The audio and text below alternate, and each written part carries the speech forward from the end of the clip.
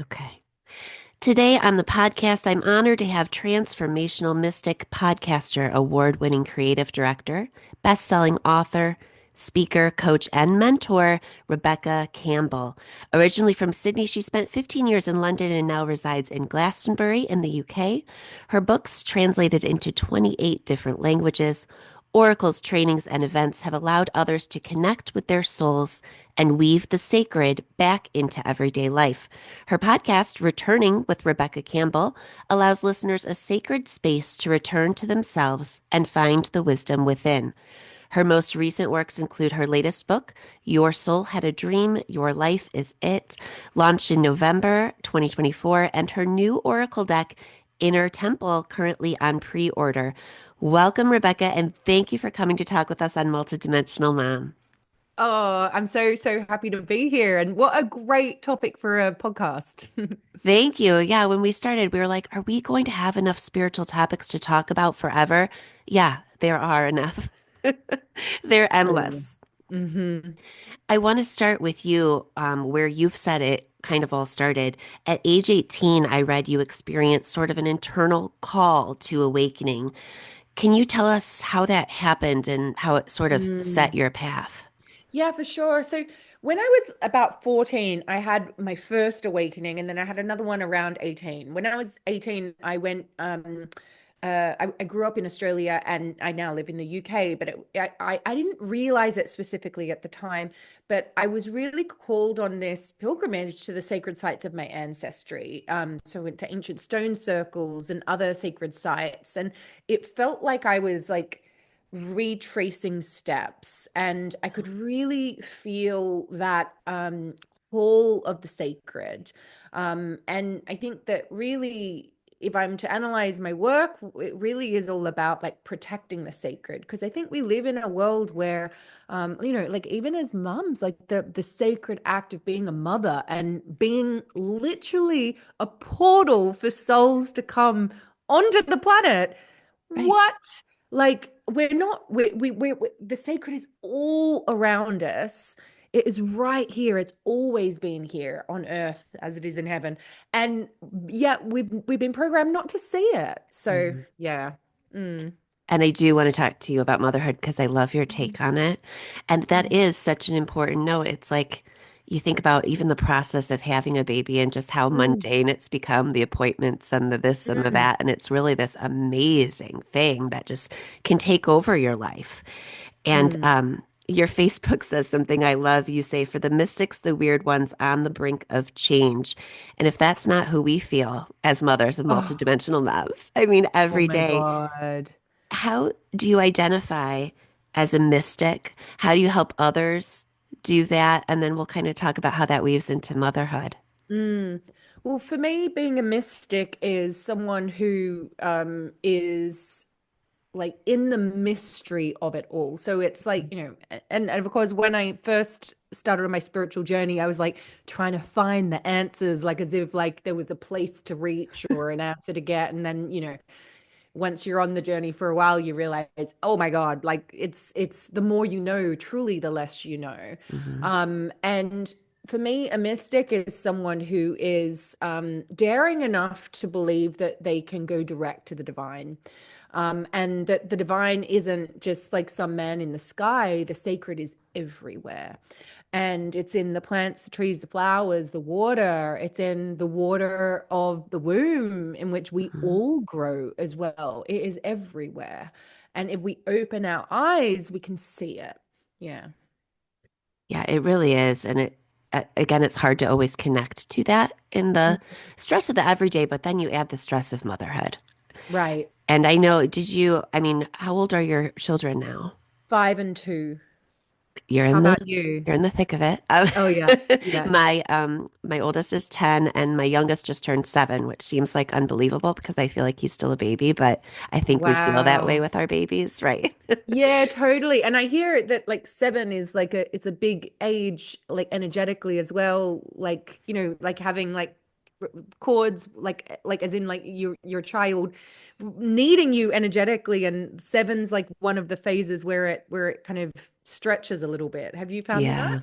Well, first grade, yeah. I think, Mm, for him it's like he goes to school full day. That's the first time that's happened. So he yeah, does kind of wow. have to form an identity separate from, who he is here and have his little school persona, which is neat to see, but then also you're like, my baby.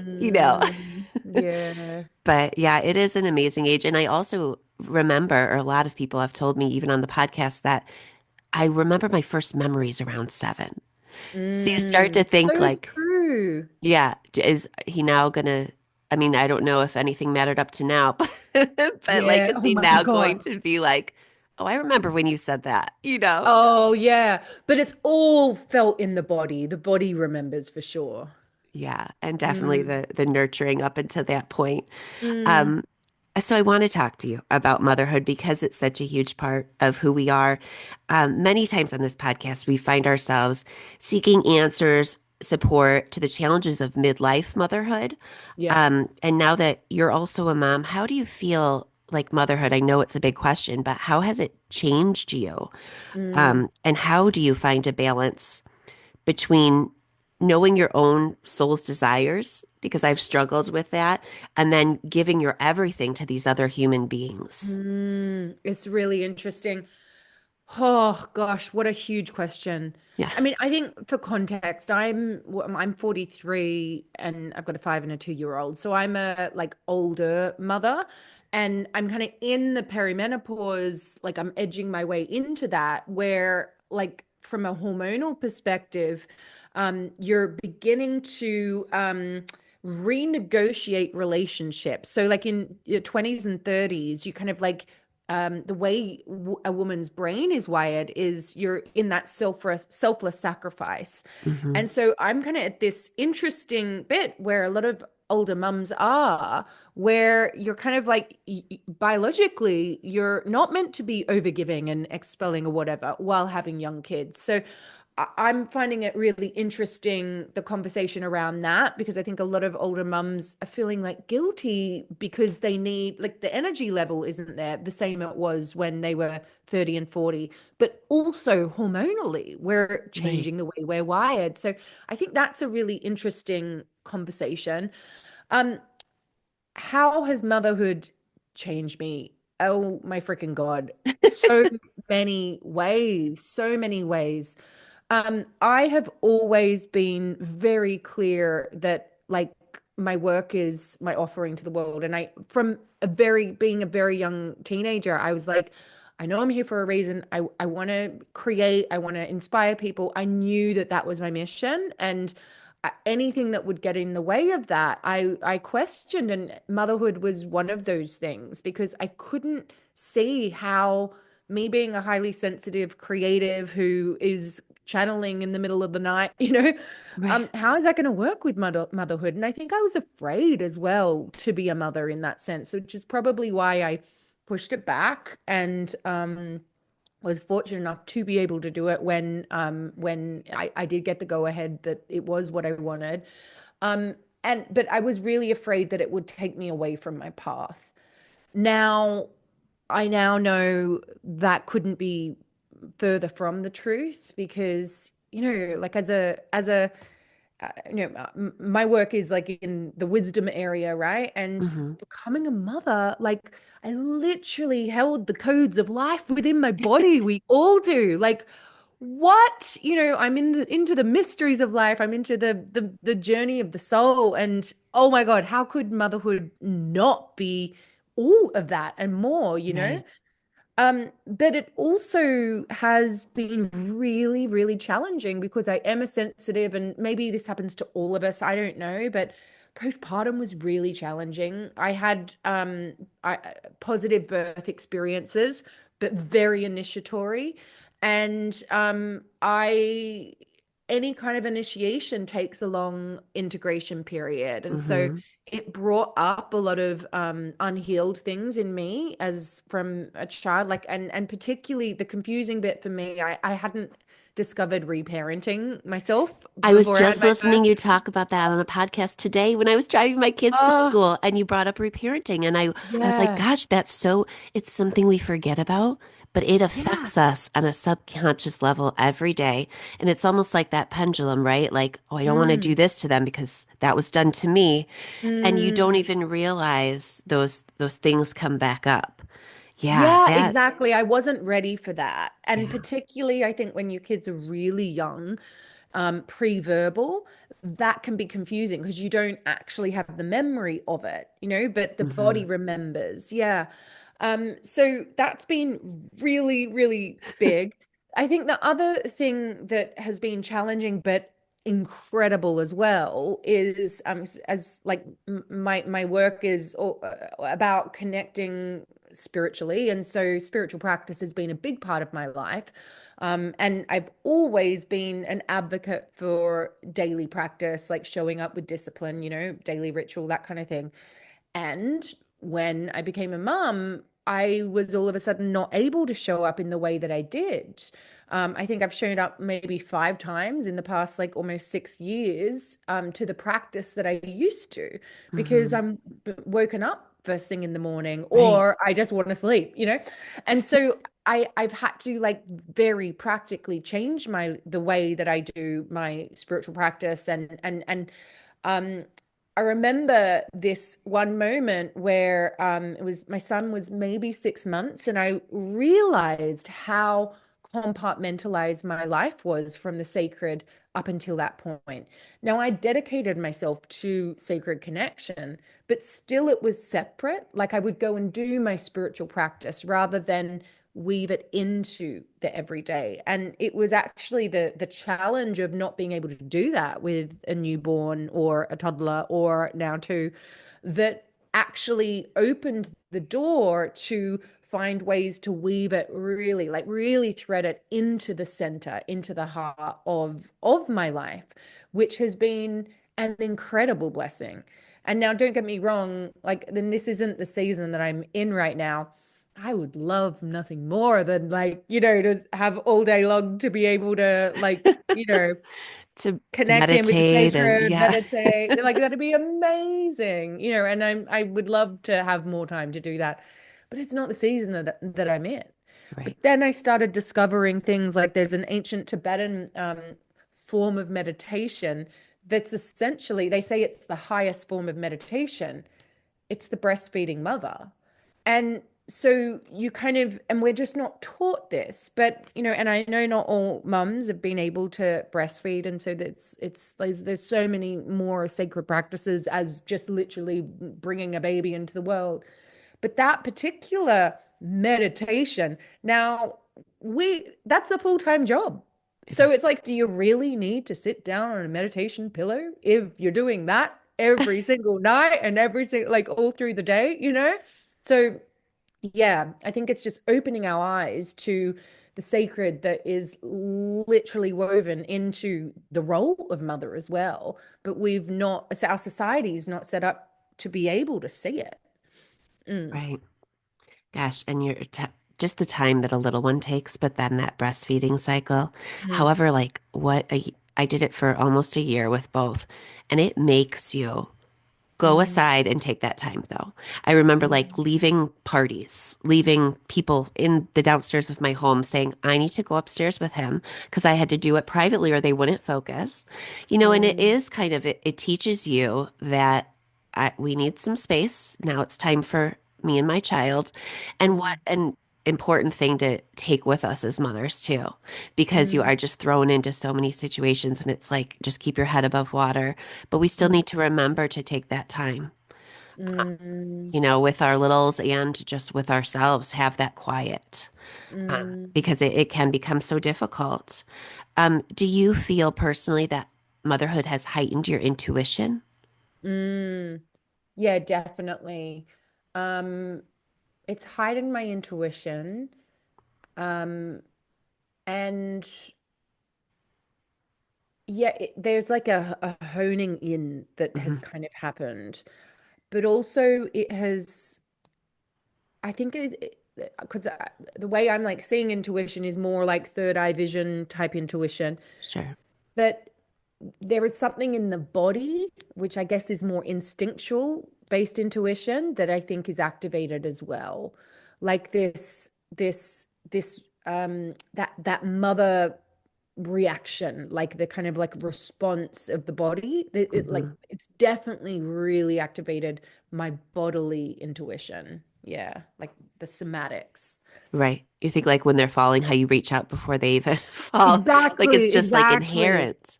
Or Yeah. even like I was just in the States recently in LA, and we went to Disneyland, and there was Oh this little gosh. girl who was there was this like it's a statue, it's like a sphere water fountain thing, and all the kids were playing around it, and a little girl's hair got caught in it, and she was kind of going under. It was very dangerous. Everyone's kind of panicking, especially the mother and father, but everyone is in just like gathered around not doing anything. And my body came online in a way I don't think it would have if I wasn't a mother. And I Right. bolted across Disneyland. I found a cafeteria and I stood there roaring, saying, "Scissors or knife, I need." And I literally just like bellowed it out until someone came, and they cut her hair off, and she was fine in the Yeah. end. But that was like there was no part of my mind that did that. It was my body was moved by Uh-huh. that mother protection, that mother bear protecting the earth, protecting, yeah. And like I didn't know the child. I didn't, and but it wasn't like there was no mind involved.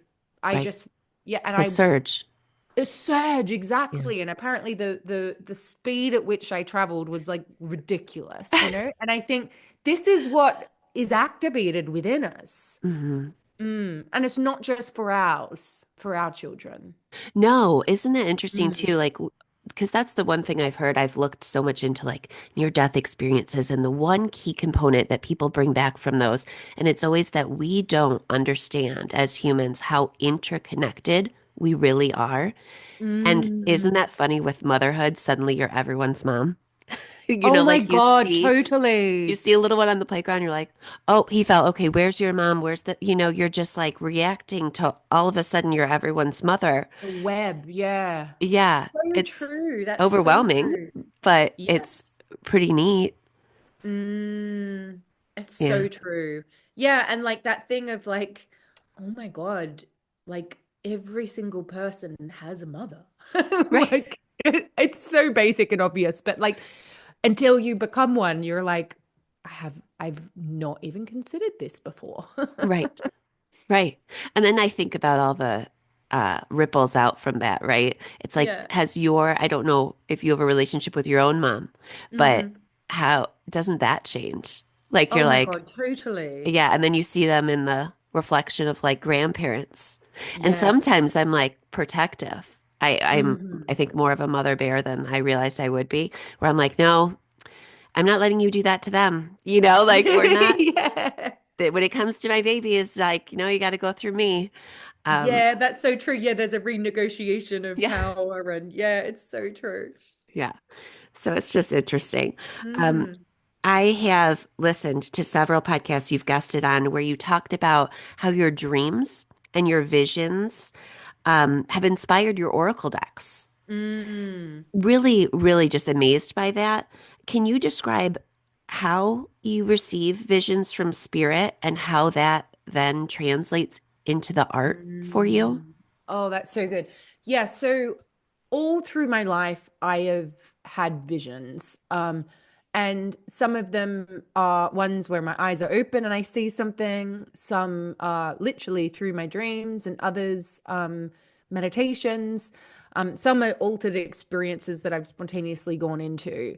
And so I was trained as a creative in advertising. I worked with artists, I worked with photographers, I worked as an art director as well. And so bringing things into physical form, I had been trained in. And yet, like with Oracle cards, it was like I loved them, but I Mhm. didn't have this big, like, I really want to be a Oracle card creator. I was like, oh, it'd be fun to create a deck. And it surprises me actually because like, and I think that when I was reflecting just the other day that gosh, I'm literally about my sixth deck, it's called the Inner Temple Oracle, is coming out in September. And I'm like, how did I create 6 oracle decks? And I'm actually reflecting because I think I began, like, I did my first deck, the Work Your Light deck, but then Starseed, that was the energy of my first baby. And Wow. then Rose came, and then Healing Waters was my second baby, and then Ancient Stones came. And so I actually think I've been creating oracle decks while I've been a mum, really.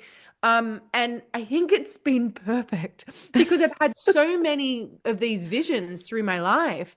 But Right. creating a book with mum brain is so freaking hard. I can't imagine. Whereas creating an oracle deck has been so much easier because it's like focused energy. And so it's been like I've been able to um, uh, hold in my hands and gather up these energetic transmissions I'd had my whole life and kind of like put them into form through the cards. And I've had 2 wonderful artists so far. Danielle Noel did my first couple, but then Katie Louise, who's an amazing woman. She's based in England here. She works really energetically, and so she's done the last 4 of my decks. And yeah, it's particularly with Katie, it's been such a deeply collaborative process energetically, where yeah, I'll like sometimes I'll like send her a chant that I'm chanting, like, but we're really focusing on gathering up this energy into visual form. Sometimes like if I reflect on one of my favorite cards, which if anyone's watching us, behind me I've got it, the artwork behind me. This was based on, it's from the Starseed Oracle. It's from the card called Fall Into My Arms, which is actually the first chapter of my book, Your Soul Had a Dream, Your Life Is It, which talks about this mystical experience I had. It was a very spontaneous, mystical experience where I saw the gates of life and the ancient grandmothers of the earth, great mother in the primordial waters of the mother, which is basically the womb. Yeah. So there's a lot in there. And yeah, this card is called Fall Into My Arms. This one, Danielle Noel created for me in the Starseed Oracle. And it was, I drew it because the experience was very visceral, very visual. And so I knew Mm. exactly what it needed to look like. Whereas, and it holds those codes for sure with all of the layers. And whereas there's other ones where maybe I've described it and the way it's come in is slightly different, but it definitely holds all the layers as well. So it Okay. varies. But yeah, it's definitely like an energetic transmission with the illustrator, like really getting that energy. Yeah. And can you feel those moments back when you look at that finished deck? I would imagine, I mean, it's beautiful for anyone to use and to connect to, but I imagine you have like Mm. a soul connection to each moment that when you flip through that deck. Totally. Yeah, yeah. I definitely feel it. So That's good. awesome. Um, I want to talk about your book too. Mhm. Your most recent, Your Soul Had a Dream, Your Life Is It. Uh, you've talked about surrendering to transformation, creating space for who we're becoming. Um, how do you translate that with sort of the filter of motherhood? So much it can feel like, an all-encompassing calling in itself. Oh my Um, gosh. yeah, Yeah. so I mean, how can moms, that's what we try to do here is support moms in the challenging journey of like, I love your podcast, Returning to You. Mm. It's so hard to do that, when Yeah. you have all the pressures of motherhood. And I think it just becomes a part of you. Like you said, the sacred just gets woven into your everyday life. Motherhood just becomes a part of you. But again, it takes so Mm. much. So much. Yeah. Well, I think there's a couple of things. First of all, you know, recognizing the season of your life that you're in, or the season of motherhood that you're in, right? So, Mhm. like even I know my kids are only 5 and 2, but I've definitely been in 2 seasons so far. Like it's so different the newborn phase to where I'm in now, and even the difference between my 5-year-old who's almost 6 and my 2-year-old. Oh my gosh, like what Yeah. they demand of me is changing. And so yeah, I know when they're so young, I've heard people say like the the years are short, but the days are long. Yeah. You know? Oh my God, that's so true. This book I actually wrote through all of the phases of pregnancy, birth, even like literally there were some bits that came through in the labor, and then postpartum for sure. And then obviously postpartum is forever, Yeah. you know. But the book really is about the rebirth that happens when we become a mother. Hmm. And that like we are always becoming. We are always becoming. And parts of us are always falling away and dying in a way. And if we don't allow that to happen, it's like the rose who surrenders its petals, the very thing that captivated us to her. Um, the second bloom won't come, you know? And Right. I think that as we become mothers, we're like, oh my gosh, I'm definitely not who I was before, but who am I now? And I really grappled with that when I became a mum, and I'm still grappling with that. As in, like, there was this, I felt like everything, the word matrescence obviously is an amazing word in trying to explain this transition that happens. But Hmm. most things that are out there, it's like trying to find who we were, or trying to find yourself like it's this person that we've lost, but it's not the case. There's this third that we are becoming. And if we put too much pressure on naming what that is or finding what that is, we actually stop becoming who we are becoming. Get in our own way. Yeah, we do. Exactly, exactly. Yeah, yeah, Yeah. yeah, And remembering yeah. it's a season. I love that you put it in like seasons because it is. It's nothing is Mm, forever.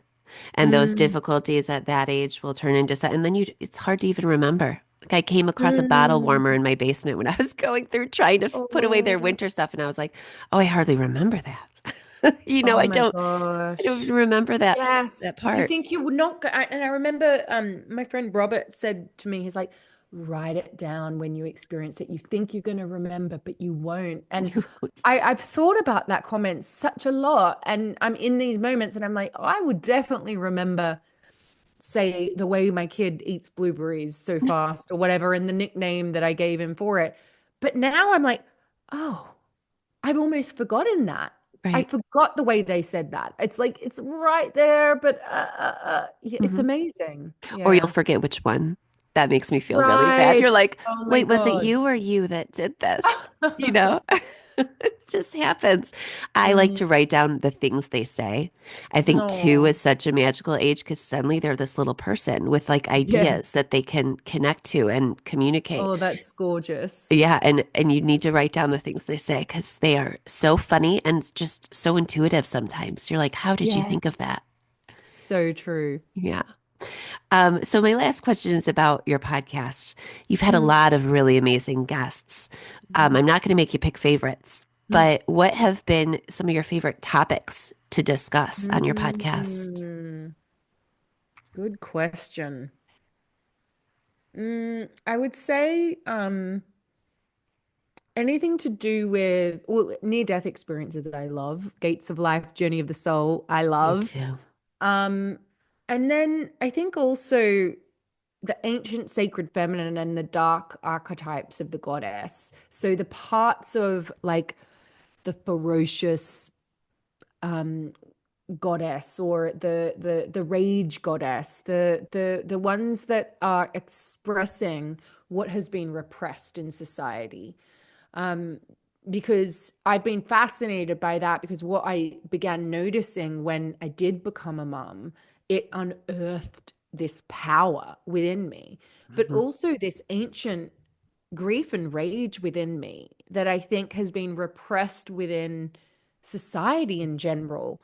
And I think that it is this the rising of that sacred rage, that sacred protection um, of of the planet, of humanity, that is rising within so many mothers. So yeah, those type of topics I love. And I think you empower that too. I want to encourage all our listeners, You. if you're listening to this, Mm. listen to Rebecca's podcast as well and get those books. And the Inner Temple Oracle is on Mm. pre-order now, Yes, it right? is. Yeah, yeah. And I can't wait to see it. It sounds Mm. just amazing. Um, I'm so thankful for this conversation, grateful to Thanks, you for the Stephanie. opportunity. Where can our listeners find you? Some ways that they can connect? Yeah, for sure. So head over to rebeccacampbell.me. And then, yeah, all my books and decks are on Amazon or on my website. So, yeah, come find me. Awesome. And do you have a favorite Facebook, Instagram, TikTok? I think Instagram's probably the biggest. So I'm Rebecca Yeah. Campbell underscore author. And I'm wanting to spend more time on YouTube as well. So I'm just literally Rebecca Campbell there. Mm. Okay. Excellent. Yeah, I'm there. I'm trying with the YouTube.